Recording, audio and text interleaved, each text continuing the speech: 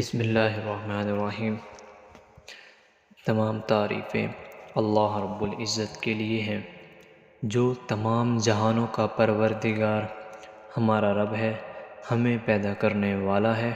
حضرت محمد صلی اللہ علیہ وآلہ وسلم پر، ان کی آل پر اور صحابہ کرام پر درود و السلام۔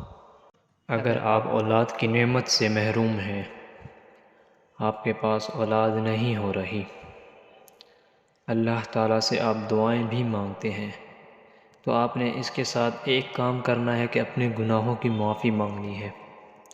میں آپ کو ایک وظیفہ بتاتا ہوں اولاد کے لیے، وہ قرآن پاک سے لیا گیا ہے۔ وظیفہ کچھ اللہ تعالیٰ نے قرآن پاک میں ایسے بتایا ہے کہ استغفار تم کر لو، ہم تمہیں بیٹے عطا فرمائیں گے۔ یہ قرآن پاک میں اولاد کے لیے بہترین وظیفہ ہے۔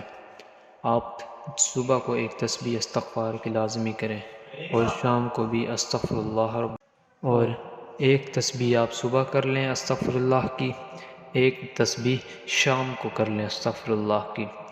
آپ نے استغفر اللہ صرف نہیں پڑھنا، آپ نے پڑھنا یہ ہے: استغفر اللہ ربی من کل ذنب واتوب الیہ، استغفر اللہ ربی من کل ذنب واتوب الیہ۔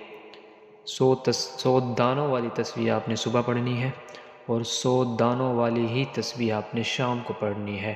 انشاءاللہ اللہ رب العزت آپ کو اولاد کی نعمت سے نوازے گا۔ استغفر اللہ کے بے حد فوائد ہیں، استغفر اللہ کی بے حد فضیلت ہے۔ آپ اس کے کرشمے دیکھیں گے، آپ اللہ رب العزت کی رحمتوں کا نزول دیکھیں گے۔ آپ کو رزق بھی وہاں سے ملے گا جہاں سے آپ نے گمان بھی نہ کیا ہو۔ آپ اس وظیفے کو کریں، انشاءاللہ اللہ رب العزت آپ کو اولاد کی نعمت سے بھی نوازیں گے اور رزق کی تنگ دستی بھی دور کریں گے۔ مجھے اپنی دعاؤں میں یاد رکھیے گا۔ مجھے اجازت دیجیے۔ اللہ حافظ۔